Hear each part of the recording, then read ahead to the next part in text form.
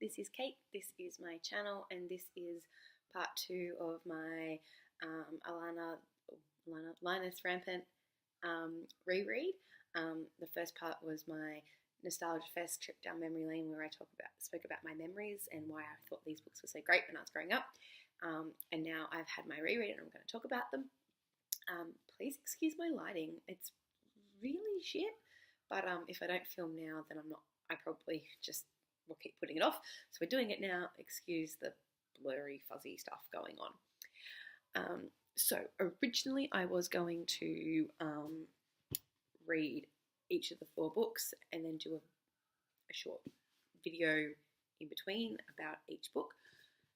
However, I got a little bit excited and I read all 4 books in 18 hours, only about 4 of which I actually slept. So,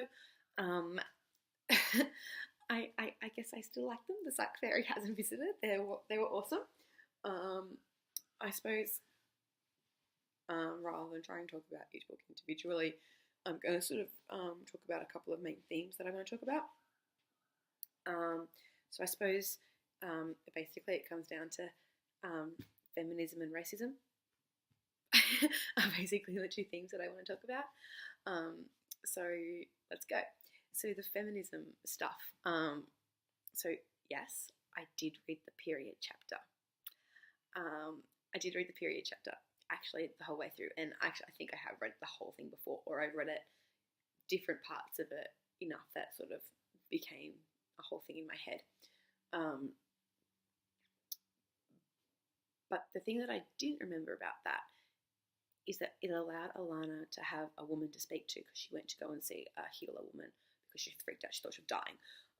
So she went and found a healer woman to speak to, and that allowed her to talk to a woman and have female support and female mentors and role models, which, you know, is so important. I'm sorry, I've got something in my face. You know, all of her role models are men because she's pretending to be a boy. So, you know, and then, so in those first 2 books, there's very few female characters apart from Alanna and this healer woman, Mistress Cooper. And then in the 3rd and 4th books, she becomes the role model for the most part. So that was really interesting. There wasn't much representation of femininity. You know, Alanna's idea of what makes a woman is something that she's fighting against the whole time, because she doesn't want to be that girl. She doesn't want to be the girl who gets really dressed up, knows how to curtsy and dance and has nice manners, marry somebody, pops out a couple of kids, and then that's it for her whole life. She doesn't want that for herself, and that's what she sees womanhood as. And she sees falling in love to be a very soft thing, and it's like to fall in love would be to give up yourself and to give away part of yourself. So she's really afraid of that kind of, now I've got hair in my mouth. So she's really afraid of that kind of image of a woman, and so throughout the whole series, she's fighting against this image of what she thinks a woman is, which is this soft, passive thing. And what she is, she's always like, do I want to be a woman or do I want to be a warrior? And she wants to be a warrior, but she doesn't want to be that all the time. And so she formulates this idea of the lady knight in her head, and that's what she wants. She wants to be the lady knight, where she's strong, she's fierce, she's strong and fierce, but not all the time. Sometimes she can put on a dress and be pretty and do those feminine things, but she doesn't have to do that all the time either. So finding that balance is a key theme of her character development, which is really interesting as an adult woman to sort of go like, oh yeah, you know, there are times when I'm like, no, I'm going to be professional, I'm going to get my game face on, I'm going to have the hard conversation at work, and then when really all I want to do is like, and then, you know, I straightened my hair yesterday and I felt really pretty, you know, like it's those same sorts of conversations. The other thing I really want to talk about was, you know, she doesn't have many female role models, but for me growing up, she was a massive role model. And as a role model, she's great because, yes, she's great at everything. Like, and that is an annoying thing that books do, where the female characters are great at everything, like the Mary Sue or whatever stupid trope it's called. But the things that she's great at don't come naturally to her. You see her working her ass off throughout the entire book, throughout the entire series, to get to where she is and to get to be the best at everything. She works her butt off. And she doesn't just work her butt off, get to be the best, be recognised as the best, and then cruise. She is always looking for ways to improve her skills. She's always looking for ways to continue to practice. She's always looking for new challenges. So she, she doesn't like magic, but she's got magic, so she's going to learn to do that better. And then she finds herself in a teaching role for magic, and she has to find new ways to think about it in order to teach it. And then she meets, a warrior of a different style of fighting, and she really wants to impress him, so he will start to teach her, and it's all new, and she works her butt off at that as well.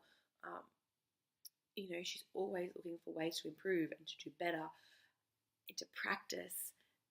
And I think that's quite a good message, that, even if things don't come naturally, you can still get better. And even if you're really good, you can always get better. Challenge yourself, branch out, look at new things and new ways to do stuff. That's not a message that I think girls get a lot. And I think that's the very definition of an active female character. A strong, active woman is someone who's always trying to better themselves. Not that there's anything wrong with who you are now, but you can be more. I love that, and I think maybe I think that's why this book was so powerful to me, was because she was always striving, and she never just settled for what she had. So issue 2 is the racism, and I'm not entirely sure. I'm not entirely sure about this, and I'm still thinking it through. So bear with me. So the issues come mainly with the Bazir, who are the desert people of Tortal. Their culture is called the Bazir. They live in tribes in the desert, in tents. They're very patriarchal, and they are sort of the stereotypical markers, cultural markers that are visible in the book, suggest that they're a fantasy Islamic culture, Middle Eastern Islamic culture. There's a lot of white savior going on.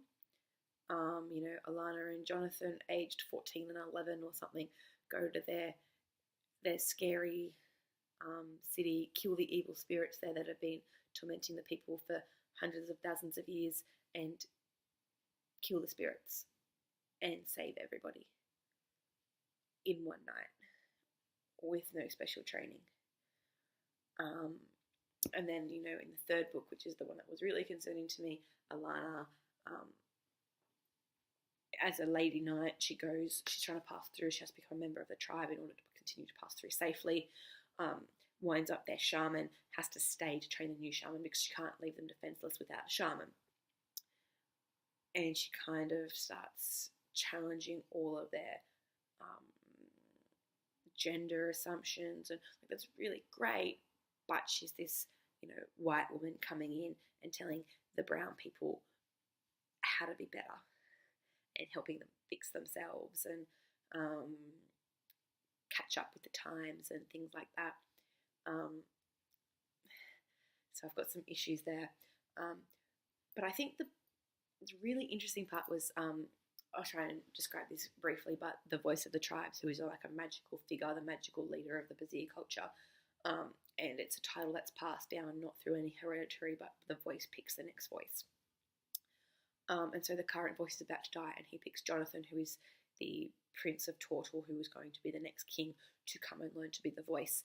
And he says, we need to integrate more with Tortalan culture, who is like the colonizing culture, I suppose you would say. We need, and the best way to do that is to have the king know us in our most intimate way. And there's a whole magic thing where, there's magic involved. So he actually really will know everyone, all of the Bazir people. He will know them intimately. And he will also be their leader. And I found that really interesting. I'm not sure, this is the thing that I'm stuck on. I don't know what I think about that.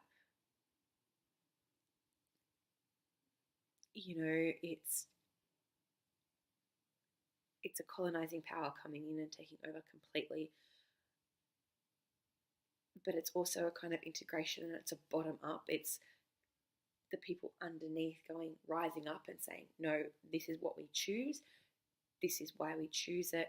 We're going to teach you about us. You're going to understand more because you're the leader, and that will disseminate through your people as well, because you will know us so intimately and you will rule us more fairly. But it's still going, the white guy's going to be the answer to it. So I'm not sure. So that happens in the third book, but in the fourth book, Alanna continues on with her journey and her travels, and then eventually she gets called back home, and she comes back, and Jonathan is now king, and she already notes there are some changes. There are more busier people in the city. They've never really been in the city before. They've always been in the desert, but the young, busy people are coming to the city to get jobs, and they're often being employed in the palace because they want to protect their leader.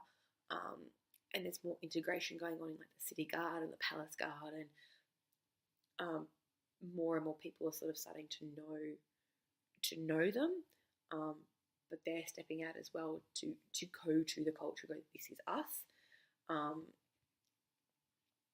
So it's something that I'm still struggling with, and I'm still thinking about it, because I haven't decided exactly what I think about that. Thinking through implications and how that actually works. Also in the fourth book is Liam the Shang warrior, which is like kind of like a kung fu kind of style of fighting. They're really well respected. They're considered the best warriors in the whole world.